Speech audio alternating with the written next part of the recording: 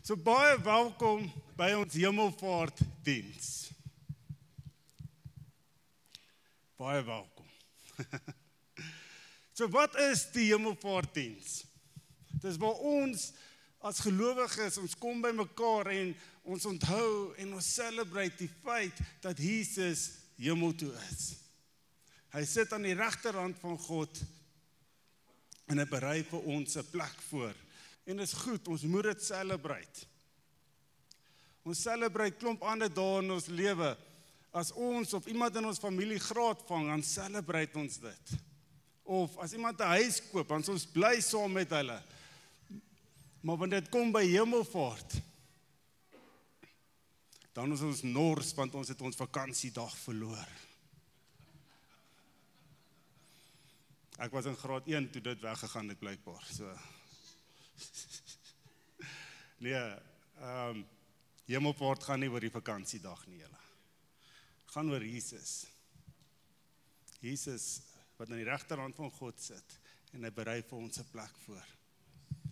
Nou wanneer het dit gebeur? Die gebeurtenis van Hemelvaart het 40 dae na sy opstanding gebeur. 40 dae na die tyd het hy sy disippels bymekaar gekry en hy het hulle geseën. En terwyl hy hulle seën, het hy opgevaar hemel toe. Wat 'n gebeurtenis moes dit gewees het om dit te kan sien? Lees saam met my dit in Lukas 24 vers 50. Daarna het hy hulle uit die stad uitgelei tot by Betanië. Daar het hy sy hande opgehef en hulle geseën. En terwyl hy hulle seën, het hy van hulle af weggegaan. En hy is in die hemel opgeneem. Handelinge 1 vers 9 verduidelik dat hy het in 'n wolk verdwyn. En verder in vers 11, hy sal egter net so terugkom, soos julle hom die hemel sien ingaan het. So wat beteken Hemelvaart? Wat beteken dit vir ons vandag?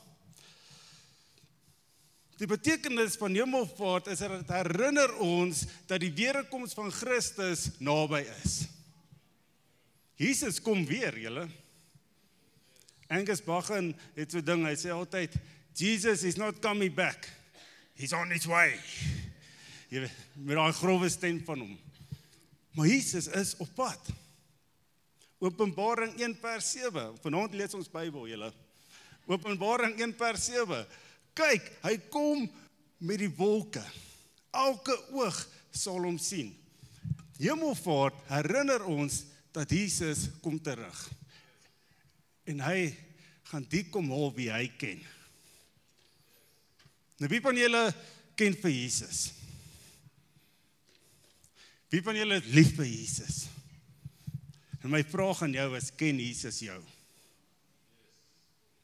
Is jy in 'n verhouding met hom? 1 Johannes 2 vers 28 verduidelik die wederkoms vir my so mooi. Dat sê, en nou, kinders, bly in hom, sodat ons vrymoedigheid kan hê wanneer hy verskyn, en nie met sy wederkoms deur hom in die skande gestel word nie. Die boodskapvertaling verduidelik vir my altyd so mooi, wat sê, my liewe kinders, konsentreer nou daarop om baie naby aan Jesus te bly leef. Julle vra hoekom of waarom? Wanneer Jesus sigbaar terugkom, sal julle dan nie so skaam hoef te voel dat julle wil weghardloop nie. Nie kop onderste bo nie, ek hou van dit. Maar met oop arms sal julle hom dan kan verwelkom. Dit is die betekenis van Hemelvaart, is dat Jesus kom terug op dieselfde manier soos wat hy gegaan het. So nou wat doen ons totdat Jesus terugkom? Gaan ons doen dit wat die woord vir ons sê ons moet doen? Of gaan ons nou maar net vir hom wag? Wag vir beter dae. Nee, vir ons as gelowiges moet daar 'n opgewondenheid in ons gees wees vir die feit dat Jesus kom terug en dit moet uit ons uitborrel op so 'n manier dat ons dit nie vir onsself kan hou nie.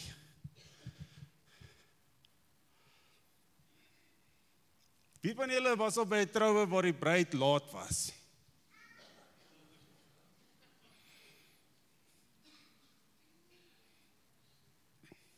Die bruid is laat, maar is alright. Hoekom? Want almal weet sy is nog op pad. Daar die atmosfeer, daar's 'n opgewondenheid in die atmosfeer, want hulle weet die bruid is op pad. Die bruidegom staan daar voor en sy hart klop. En hy hou daai deur dop. Want hy weet die dag wat daai bruid van hom gaan deurkom, gaan sy lewe verander.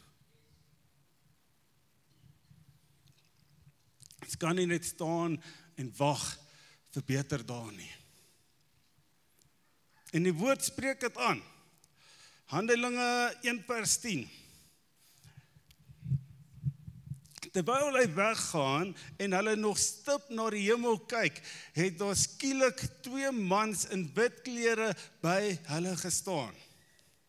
En die sê toe vir hulle: Galileërs, waarom staan julle so na die hemel en kyk?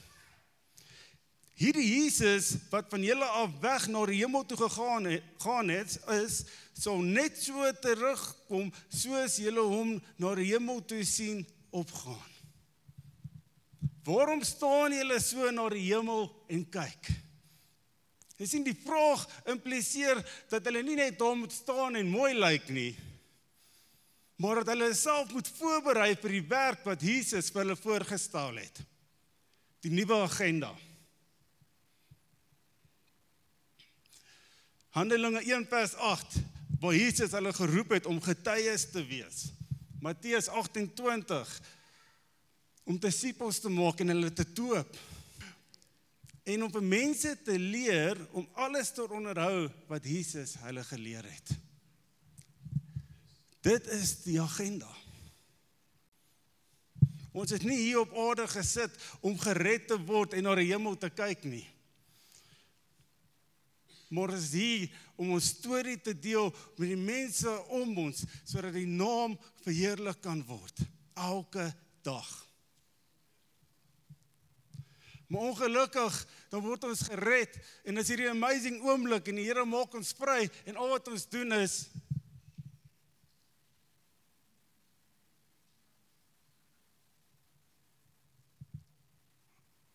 ons kyk net op na die hemel.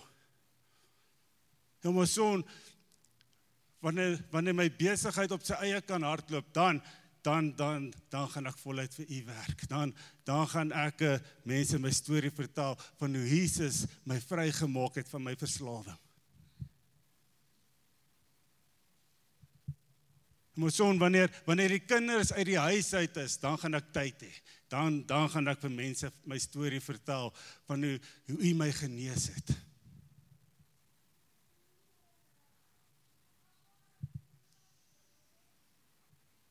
Nee, maar Here, wanneer ek finansiëel vry is, wanneer my huis en my kar en my hond afbetaal is, dan gaan ek mense vertel van u.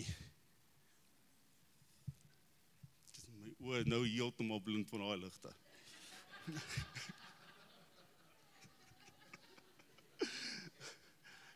Dankie, Henry. Geef my daai C.J. Langehoven quote aan, asseblief. Ek jammer julle, my oë nou heeltemal in die lig. Hoor wat sê C.J. Langehoven, ons het nou hierdie jaar die 100 jaar Afrikaanse ding gevier, en daar was baie oor C.J. Langehoven geskryf, en ek het dit baie geniet, maar hoor wat sê hy van mense wat na die hemel kyk. Daar is mense wat hulle oë so knaand op die hemel gefestig hou, dat hulle nie sien hoe min goed hulle hande hier op aarde doen nie. Maar as mense in die Bybel wat hierdie mandaat wat Jesus gegee het om 'n getuie te wees, daar's mense wat dit verstaan het. Daar's mense wat dit gesnap het. Petrus, onder die leiding van die Heilige Gees, het uitgegaan en met sy heel eerste boodskap het hy 3000 mense bekeer en gedoop. Hy het ietsie van die mandaat verstaan. Stefanus het dit ook verstaan.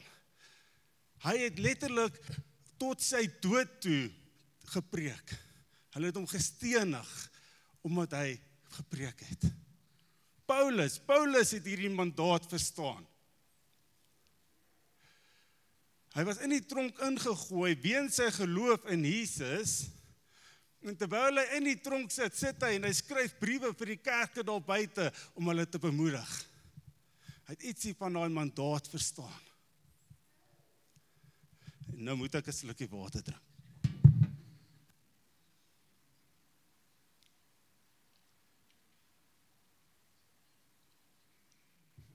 Sien julle my?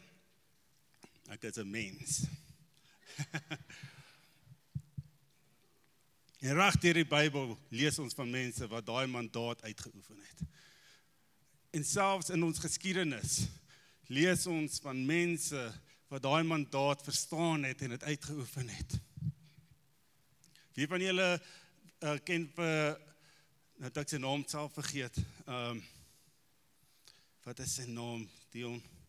Reinhard Bonke. Wie van julle weet van Reinhard Bonke? Reinhard Bonke, daar is geskryf oor hom, dat hy meer as 97 miljoen mense na Jesus toe gelei het. Hy verstaan ietsie van die mandaat wat Jesus vir ons gegee het. Wie van julle het al van Billy Graham gehoor? Billy Graham. In persoon, dit is nou uitsluitend TV en radio, in persoon het hy vir meer as 250 miljoen mense gepreek in sy leeftyd. Maar son, is dit nou die mandaat? Moet ek nou vir miljoene mense gaan preek en bekeer? Nee. Die mandaat is om 'n getuie te wees van Jesus. Daar is verskillende roepings oor ons lewens. Dis 'n ander gesprek, maar die mandaat bly dieselfde, is om 'n getuie te wees vir Jesus. Wie van julle het al gehoor van, en ek verwag julle almal ken hierdie persoon, Albert McMakin. Nee, maar julle is maar almal nou kinders van Jesus. Albert McMakin, niemand van hom gehoor nie? Ek is nou baie teleurgesteld. Albert McMakin, op die ouderdom van 24 jaar oud, was 'n plaaswerker gewees, op Billy Graham se pa se plaas. En hy het een aand vir Billy Graham kerk toe genooi. Billy Graham was 16 jaar oud, en daai aand het Billy Graham sy hart vir Jesus gegee. Albert McMakin het die mandaat net so goed verstaan en uitgeoefen, soos 'n Reinhard Bonke, soos 'n Paulus en 'n Petrus en 'n Stefanus. 2 weke terug, tieneraande, het 'n matrikulant 14 seuns na Jesus toe gelei. Hoekom? Want hy verstaan ietsie van die mandaat wat Jesus vir ons gegee het. Julle het my nie gehoor nie, 'n matrikulant het 14 seuns na Jesus toe gelei.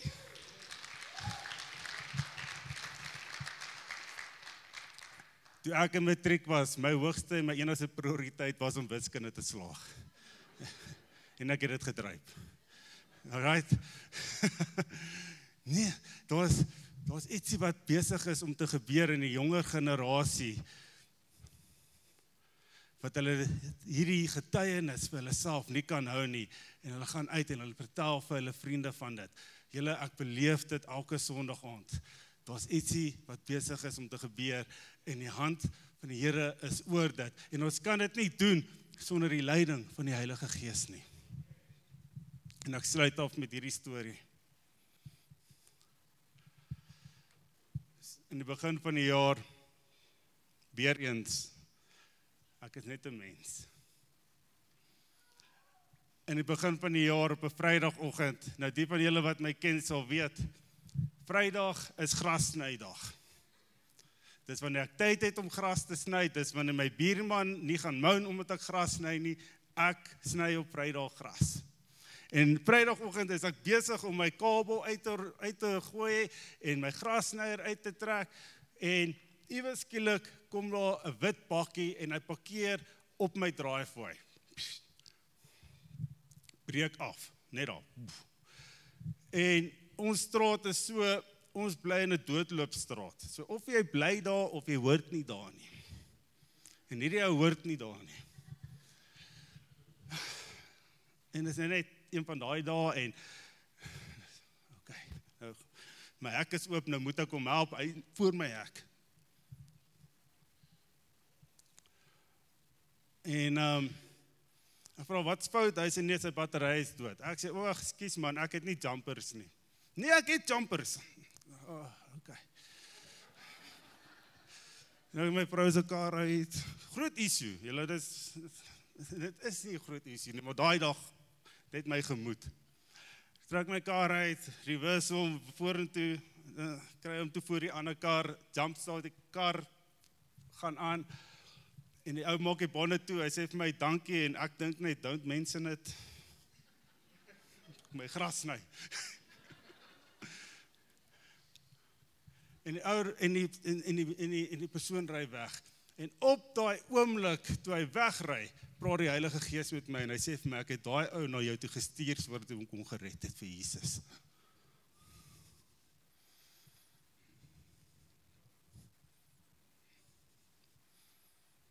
Hard.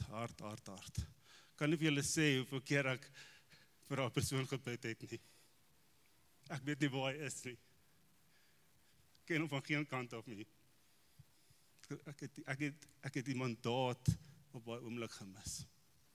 'n Geleentheid gemis wat Jesus net daar vir my gegee het. Ek het soveel keer vir die Here gevra vir vergifnis en leiding en kennis, dat ek nie weer daai fout hoef te maak nie. Ons dankie Here, ons dien 'n God van tweede kansse, né? En 'n paar weke terug, ons was by die huissaal gewees en ons kom toe terug by die huissaal en ons kom toe agter, iemand het in ons tuin ingebreek. Alles is reg, 'n paar goedjies, een ding weg, maar kry toe die sekuriteit om te kom kuier of om te kom kyk. En op dieselfde driveway staan daai sekuriteitswag daar. En ek kry toe 'n geleentheid en ek onthou die feit dat ek wou nie hierdie oomblik weer mis nie. En net daar, julle kan daai foto vir my opsit, net daar gee, sy naam is Jaco, gee Jaco sy hart vir Jesus op my driveway. Daarso.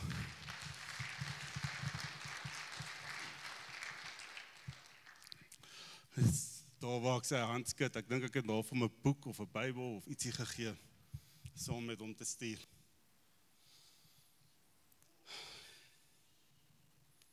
Moenie die mandaat mis nie. Ons is nie gemaak om na die hemel toe te kyk nie, maar om getuie te wees van Jesus. Kom ons bid saam.